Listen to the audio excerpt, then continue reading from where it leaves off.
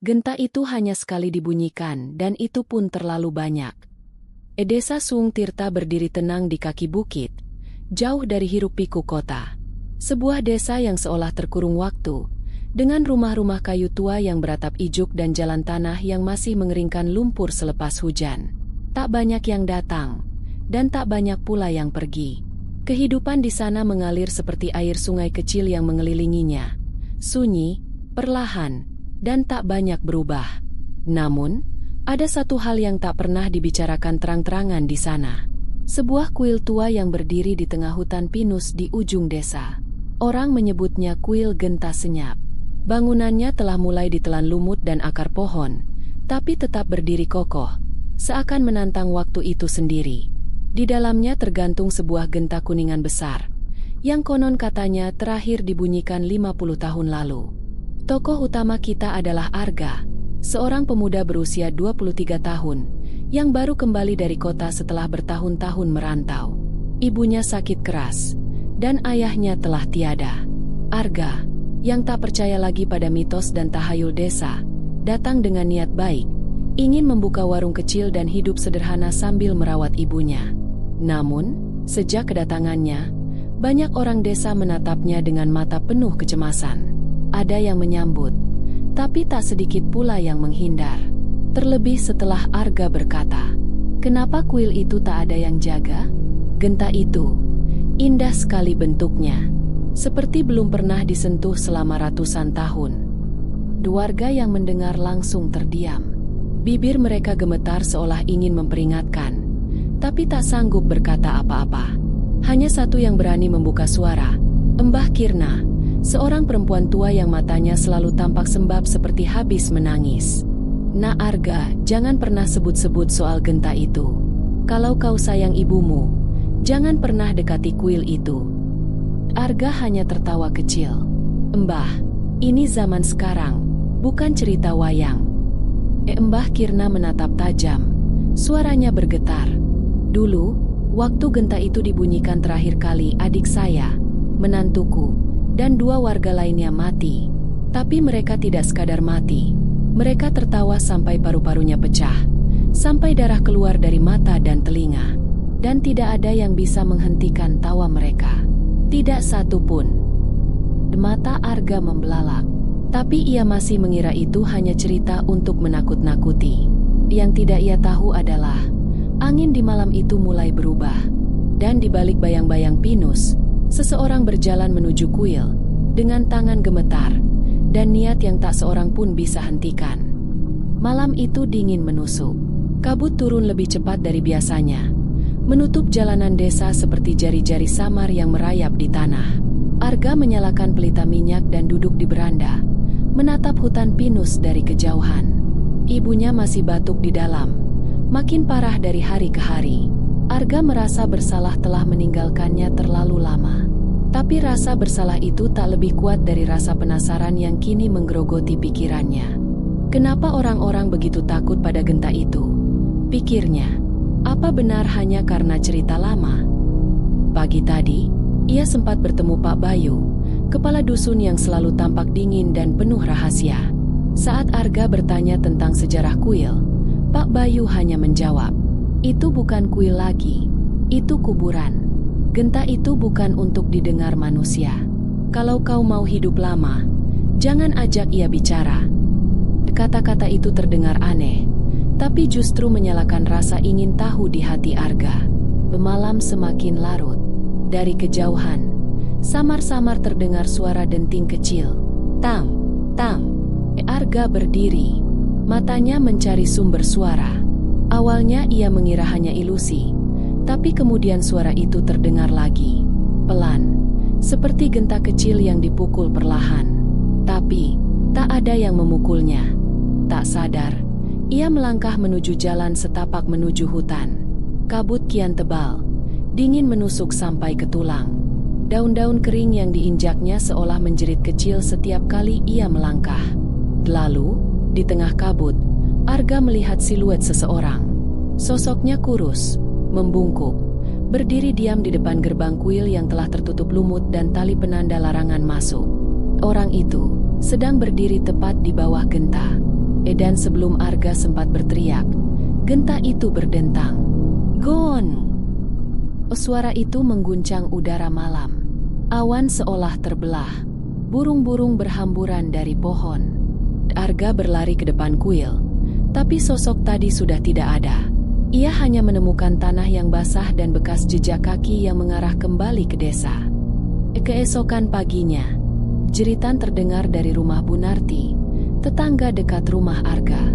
Ketika warga berkumpul, mereka melihat putra sematawayangnya, Tegar, tergeletak di lantai. Wajahnya tersenyum lebar, terlalu lebar. Tangannya mencakar lantai. Tubuhnya masih kejang, dan dari bibirnya mengalir darah kental. Tapi suara tawa masih terdengar samar, seperti kaset rusak yang belum dimatikan sepenuhnya. Dia tertawa, bisik seseorang. Arga berdiri membeku di tengah kerumunan. Matanya bergetar, tangannya dingin, dan hanya satu kalimat yang berulang di pikirannya. Aku dengar suara itu. Makam Tegar baru saja digali saat hujan pertama turun. Tak ada doa panjang, hanya suara tanah yang dilemparkan dengan cepat, dan tangisan Bunarti yang tak berhenti meski bibirnya sudah pecah oleh dingin. Tapi yang paling menyakitkan bukan kesedihan, melainkan ketakutan. Desa Sung Tirta kini sunyi, bukan karena tidak ada yang bicara, tapi karena semua orang takut untuk bicara. Sejak dentang genta malam itu, semua menjadi berbeda. Bahkan suara angin kini terdengar seperti bisikan. Anak-anak tak lagi bermain.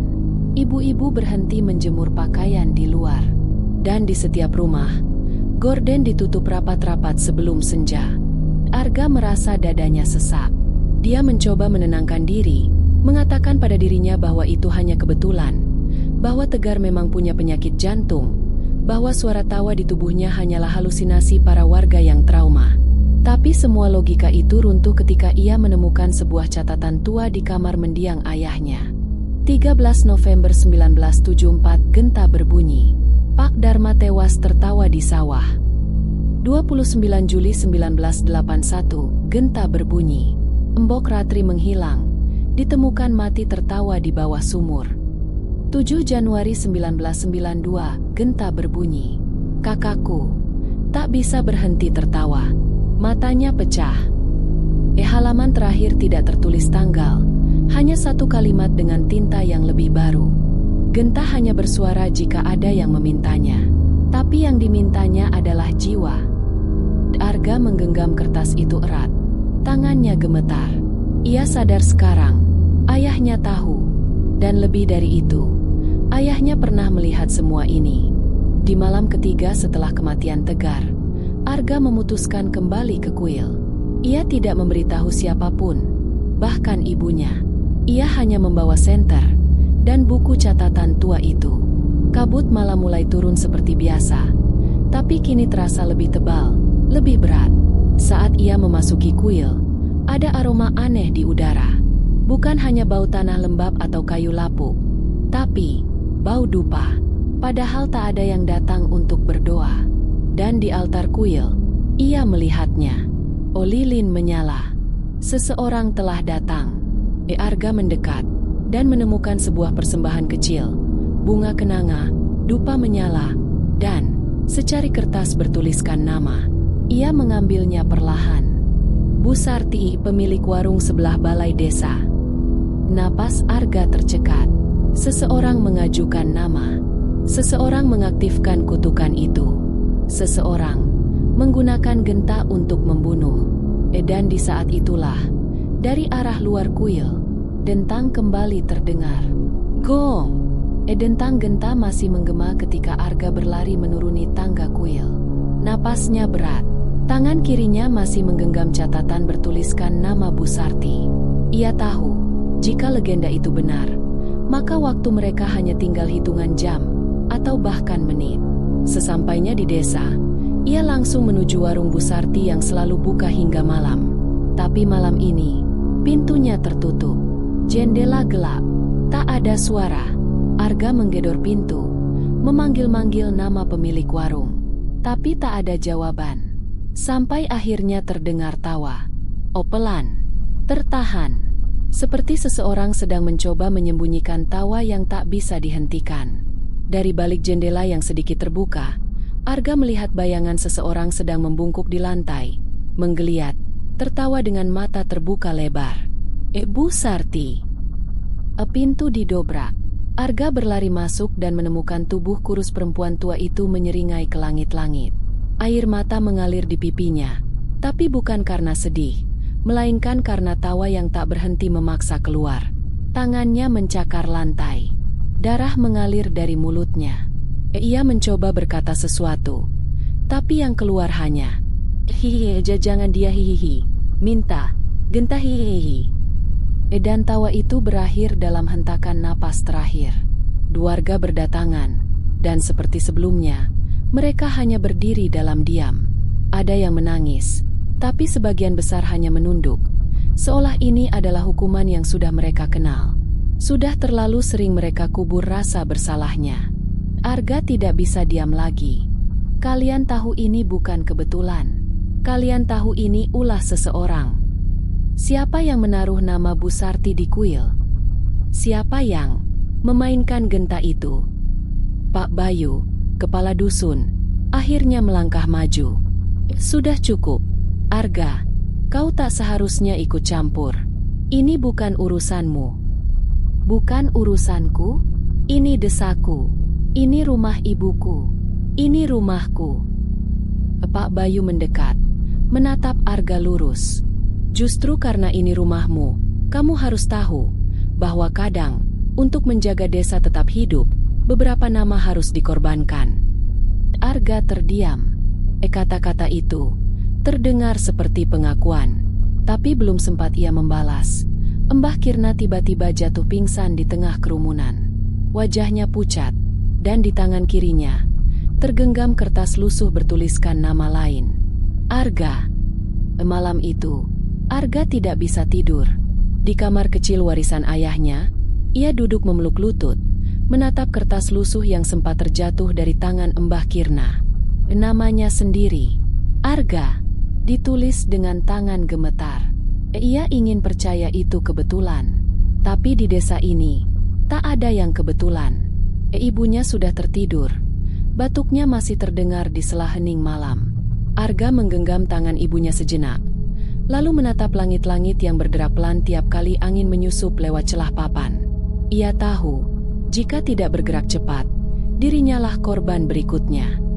Pagi harinya, ia mendatangi Mbah Kirna, yang kini terbaring lemah di rumahnya. Wajah perempuan tua itu penuh rasa takut, seperti seseorang yang menyimpan rahasia terlalu lama. Saya lihat, Mbah, nama saya di kertas itu.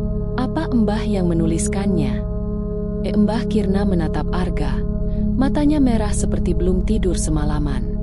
Tidak, bukan aku yang menulisnya. Tapi aku tahu siapa yang memintanya. Siapa? Seseorang yang tak bisa kau sentuh. Seseorang yang sudah memelihara dendam lebih lama dari umurmu. Arga mencoba mendesak, tapi Mbah Kirna hanya menoleh ke jendela. Di luar, angin berhembus pelan, membawa suara genta yang hanya terdengar di hati mereka yang pernah kehilangan. Dulu, genta itu dibunyikan untuk memanggil dewa. Tapi setelah satu kejadian berdarah, yang datang bukan dewa, tapi tawa dari neraka. Dan sejak itu, setiap nama yang dipersembahkan akan diambil oleh tawa itu. Kenapa tidak kalian hancurkan saja gentanya? Karena kami sudah mencoba. Tapi setiap kali kami menyentuh genta itu dengan niat menghancurkan, orang yang menyentuhnya akan tertawa sampai mati. Bahkan sebelum palu pertama diangkat. Arga membeku. Itu sebabnya kuil itu dibiarkan utuh. Kami hanya bisa membuat perjanjian. Setiap beberapa tahun, satu nama diberikan, dan desa tetap tenang. Tapi sekarang, seseorang telah menyalahgunakannya. Lanjut Mbah Kirna, dan namamu hanya awal dari semuanya. Di malam harinya, Arga kembali ke kamar ayahnya, mencari lebih banyak catatan. Di bawah papan lantai yang longgar, ia menemukan sesuatu yang tak pernah dilihat sebelumnya. Sebuah kotak besi kecil, terkunci, dan di atasnya terukir simbol kuno sama seperti ukiran di puncak genta di kuil. Saat disentuh, kotak itu terasa hangat, dan saat Arga menempelkan telinganya, ia bisa mendengar suara samar, tawa, kecil, tipis, berulang, dari dalam kotak. Episode ini berakhir dengan Arga membuka jendela kamarnya dan melihat ke kejauhan, ke arah kuil yang nyaris tak terlihat karena kabut tebal. Tapi di tengah kegelapan itu, ia melihat cahaya lilin menyala lagi di dalam kuil. Seseorang kembali mempersembahkan nama. Dan Arga tahu, jika dia tidak menghentikannya sekarang, tak hanya dirinya, seluruh desa akan jadi panggung kematian yang ditertawakan. Keesokan paginya, Arga mengunjungi seseorang yang selama ini dihindari warga desa. Mas Reja, penjaga perpustakaan tua di pinggir desa. Ia eksentrik, pendiam, dan konon pernah mencoba membakar kuil itu seorang diri, namun berakhir dengan tubuh penuh luka bakar dan tawa yang tak berhenti selama 3 hari 3 malam. Arga menunjukkan kotak besi kecil yang ia temukan. Mas Reja menatapnya lama, lalu berkata, "Kamu sudah menyentuh masa lalu yang seharusnya tidak dibangunkan. Genta itu bukan kutukan, tapi warisan. Dan warisan itu dibuat dari dosa." "Dosa siapa?" Mas Reja menarik napas dalam. "Leluhur kita. Desa ini dulunya tempat pengasingan. Semua penduduk Sung Tirta adalah keturunan para pemberontak yang dibuang dari kerajaan. Mereka pernah menyerang kuil suci di utara dan membawa pulang sebuah genta sakral. Genta itu punya kekuatan untuk memanggil tawa para dewa, energi suci yang dipercaya bisa menyembuhkan atau menghancurkan. Tapi mereka gunakan genta itu untuk menyiksa musuh. Mereka membuat orang tertawa sampai mati sebagai bentuk eksekusi. Dan sejak saat itu, suara tawa tak pernah pergi dari desa ini." Arga terdiam. Tak ada yang bisa ia katakan selain, "Lalu, bagaimana menghentikannya?" Mas Reja menunjuk kotak besi itu. Di dalam kotak itu ada lidah genta asli, bagian yang membuatnya bisa berbunyi. Ayahmu mengambilnya diam-diam. Karena itulah dentangnya lemah selama bertahun-tahun, karena tidak utuh. Tapi, ada orang lain yang tahu. Dan jika mereka berhasil menggabungkan lidah itu kembali ke gentanya, kutukan akan kembali dalam bentuk sempurna. Malam itu, Arga memutuskan menyembunyikan kotak di tempat paling tidak terduga, kuburan ayahnya sendiri. Ia menggali perlahan, menempatkan kotak itu di bawah batu nisan, dan menutupi kembali tanpa suara. Tapi seseorang sudah lebih dulu tahu. Di kejauhan, sepasang mata mengintai dari balik pohon jambu. Dan sebelum Arga sempat pulang, sebuah kertas dilempar ke kakinya. Kertas persembahan. Tertulis, "Ibu Arga, genta akan berbunyi lagi malam ini." Dan kali ini, Arga tidak punya. Malam belum terlalu larut ketika Arga sampai di rumah. Tapi langit sudah gelap pekat, dan suara genta mulai bergetar pelan di kejauhan. "Gong, gong." Suara itu tidak seperti biasanya. Kali ini bukan satu dentang, tapi 3, dan jedanya teratur, seperti bunyi aba-aba kematian. Arga menggedor pintu rumah. "Bu, buka pintunya. Ini Arga." Tak ada jawaban. Arga panik. Ia dobrak pintu dan berlari masuk. Ibunya tergeletak di lantai, matanya terbuka setengah. Mulutnya menyeringai kecil. Tawa samar mulai menyelinap keluar dari tenggorokannya. Bu, bertahan ya, Bu. Aku akan cari bantuan." Jangan." Ibunya berbisik lemah. "Jangan tinggalkan ibu. Jangan biarkan mereka ambil aku." Mata Arga membasah. Ia tahu ini bukan sakit biasa. Ini efek kutukan yang sudah mulai bekerja. Tiba-tiba, pintu rumah mereka diketuk keras. Bukan satu orang, tapi banyak. Suara warga. Dan salah satu suara yang paling lantang adalah Pak Bayu, kepala dusun. "Arga, kami tahu kau menyembunyikan lidah genta itu. Serahkan sekarang juga. Atau, kami ambil ibumu." Arga berdiri. Dadanya penuh amarah. Tapi juga ketakutan. "Kalian ingin hidup tenang dengan cara membunuh orang lain? termasuk ibu saya. Ini bukan tentang tenang, Arga, sahut Pak Bayu. Ini tentang keseimbangan. Kami tidak bisa menghentikan Genta, tapi kami bisa mengarahkannya. Dan jika namamu atau ibumu yang harus jadi penyeimbang, itu harga yang harus dibayar. Tiba-tiba, suara tembakan terdengar. Mas Reja muncul dari arah samping rumah, membawa senapan peninggalan kakeknya. Ia menembak ke udara. Satu langkah lagi kalian maju, dan saya pastikan kepala kalian yang jadi korban pertama. Kerumunan mundur, sebagian panik. Ayo, Ga, kita harus pergi sekarang. Mas Reja menarik Arga dan ibunya ke arah hutan belakang. Mereka berlari, menyusuri jalan tikus yang hanya dikenal oleh beberapa orang lama. Tujuan mereka, kuil. Misi mereka, menghancurkan Genta sekali untuk selamanya. Namun, sesampainya di sana, kuil sudah tidak kosong.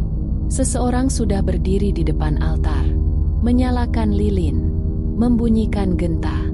Dan saat Arga melihat wajahnya, ia membeku. Itu bukan orang asing. Itu pamannya sendiri, adik dari almarhum ayahnya. Kau pikir ayahmu satu-satunya yang tahu cara mengendalikan Genta? Dia lemah, tapi aku tahu potensi sebenarnya. Dengan Genta ini, kita bisa lebih dari sekadar desa terpencil. Kita bisa menjadi kerajaan yang tak tersentuh, karena setiap musuh akan tertawa sampai mati. Dan ibu kalian adalah penutup. Ia pewaris terakhir darah pengikat Genta. Setelah dia, kekuatan ini akan sepenuhnya milikku. Arga berdiri mematung. Pilihan di tangannya kini lebih berat dari sebelumnya. Hancurkan Genta dan mungkin kehilangan ibunya. Atau biarkan Genta hidup dan menyelamatkan satu orang, untuk membunuh 1000 lainnya. Suasana kuil gelap dan dingin. Angin malam membawa kabut dari sawah, menelusup di antara dinding batu yang berlumut. Di depan altar, Paman Bimo, adik ayah Arga, berdiri memegang lidah Genta yang diambil dari kuburan. Di belakangnya, 2 warga desa berdiri berjaga, membawa parang. Mereka bukan sekadar pengikut, mereka adalah pemuja, fanatik yang percaya bahwa Genta adalah anugerah tawa suci. Serahkan ibu saya, teriak Arga. Paman Bimo tersenyum sinis. Dia tidak akan mati. Jika kau menyerahkan tubuhnya sebagai pengikat terakhir, Genta harus diberi tumbal darah dari darahnya sendiri. Dan setelah itu, ia tak akan memilih korban lagi. Aku yang memilih untuknya. Mas Reja mengangkat senapan, mengarah ke Bimo. Kau main api dengan neraka. Bimo, ayahmu mengurung Genta itu karena ia tahu Genta bukan untuk dipakai. Itu peringatan. Sekali dibangkitkan sepenuhnya, ia tidak akan tunduk pada siapapun. Tapi Bimo hanya terkekeh. Ia meletakkan lidah Genta ke tempatnya yang asli, mengguncang menara kecil tempat Genta tergantung. Gong! Suara itu tak seperti biasanya. Lebih keras, lebih menusuk telinga, dan lebih berbahaya. Tawa, serak, menggema, seperti berasal dari mulut ribuan arwah, mengiringi dentangnya. Ibu Arga mulai menggeliat. Wajahnya berubah ketakutan. Tawa kecil mulai keluar dari mulutnya. Arga! Arga menjerit, menyerbu altar. Tapi 2 warga memotong langkahnya. Dalam sekejap, Mas Reja menembak satu dari mereka. Yang lain menebas bahu Mas Reja, menjatuhkannya ke lantai. Arga berhasil menerobos, melompat ke arah Genta, dan menendang altar. Genta berguncang, hampir jatuh. Berhenti. Bimo menjerit. Kalau kau rusak Genta ini, ibumu akan mati sekarang juga. Kalau aku biarkan hidup, seluruh desa akan mati, satu persatu, sambil tertawa. Pilihannya hanya 2, tapi Arga bukan anak-anak lagi. Ia tahu satu hal, kutukan tidak bisa dipadamkan, tapi bisa dialihkan. Ia memeluk ibunya erat, lalu menatap Bimo, dan dengan suara pelan, ia berkata, kalau memang dibutuhkan darah keluarga untuk menghentikannya, maka ambil darahku. Seketika, Arga menarik belati dari pinggang Mas Reja dan menggores telapak tangannya sendiri, meneteskan darah di kaki Genta. "Ambil aku, tapi lepaskan dia." Genta berdentang keras sendiri. "Gong!" Suara tawa menggema lebih keras, menyapu seluruh kuil. Tapi tidak ada yang tertawa di antara mereka. Bimo menjerit, tapi bukan karena bahagia, karena tubuhnya sendiri mulai terkekeh, menggeliat, dan darah mengalir dari matanya. "Tip, aku yang mengendalikannya. Aku, hahaha, aku yang, hahaha." Dalam 1 detik yang terasa lambat, tubuh Bimo roboh, dan tertawa sampai mati. Genta mengeluarkan dentang terakhir. Pelan, berat, seperti menghembuskan napas terakhirnya. Dan setelah itu, hening. Arga pingsan. Tubuhnya jatuh di pelukan ibunya. Mas Reja merangkak mendekat, memadamkan api altar. Keesokan harinya, kuil itu ditemukan terbakar habis. Tak tersisa apapun, kecuali pecahan genta yang retak. Dan di antaranya, sepotong kecil kertas gosong dengan 1 nama samar.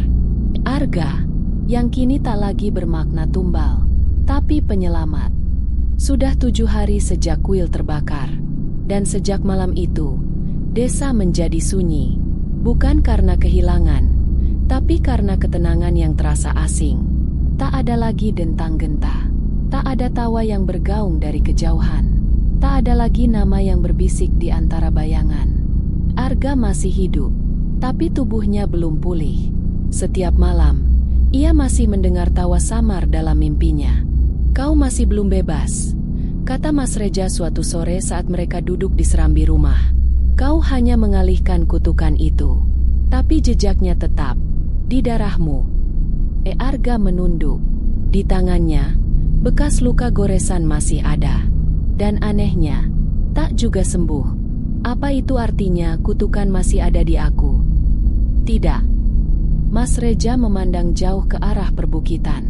Tapi itu artinya, kau terikat selamanya dengan pilihanmu. Kau memilih menyelamatkan. Dan penyelamat tidak pernah benar-benar bebas. Ibu Arga perlahan pulih. Tapi suaranya berubah. Tawa tidak lagi mudah keluar darinya. Bahkan senyum pun jarang. Mungkin trauma. Mungkin bagian dari dirinya memang ikut diambil malam itu. Tetangga mulai datang, satu persatu, meminta maaf. Ada yang membawa makanan. Ada yang datang hanya untuk berdiri sebentar, menunduk, lalu pergi. Pak Bayu tidak pernah terlihat lagi. Konon ia pergi dari desa malam setelah Genta berhenti. Beberapa percaya, ia membawa salinan teks mantra yang digunakan pamannya dulu.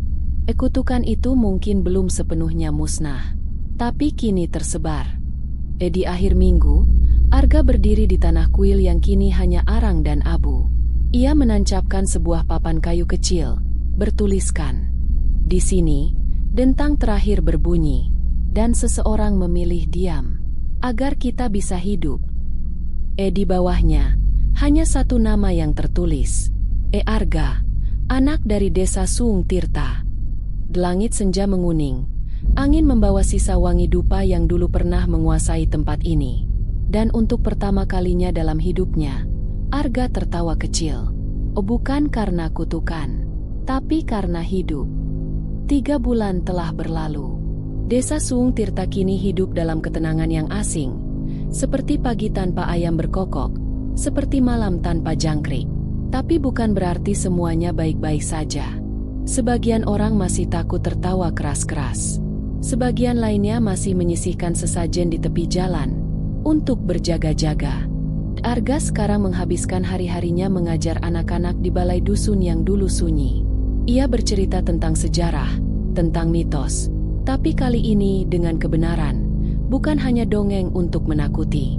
Di tengah pelajaran suatu sore, seorang anak bertanya, "Kak Arga, kenapa orang bisa mati karena tertawa?"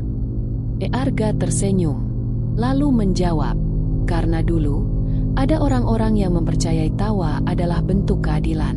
Tapi mereka lupa, tawa juga bisa jadi bentuk kekejaman. Makanya jangan tertawa karena melihat orang lain menderita. Tertawalah karena kamu bahagia, bukan karena kamu menang atas orang lain. Anak-anak mengangguk. Beberapa bahkan mulai memikirkan hal itu dalam. Dan Arga tahu, warisan baru sedang dimulai. Bukan lagi kutukan, tapi kesadaran. Di akhir cerita, Arga kembali ke makam ayahnya. Ia membersihkan batu nisan, lalu meletakkan sesuatu di atasnya. Sebuah bel kecil dari kayu. Tidak bisa berbunyi, tidak sakral, tapi penuh makna. Genta sudah tidak ada, ya, tapi aku masih di sini, menjaga. Dan semoga, tak ada lagi yang harus tertawa sampai mati. Penutup. Cerita ini masih dibisikkan oleh angin di Suung Tirta. Mereka bilang, jika kamu tertawa sendirian di malam hari, kamu harus berhenti sebentar dan bertanya, apakah itu tawaku, atau milik mereka yang belum selesai tertawa? Karena meskipun Genta telah dibungkam, cerita rakyat tidak pernah benar-benar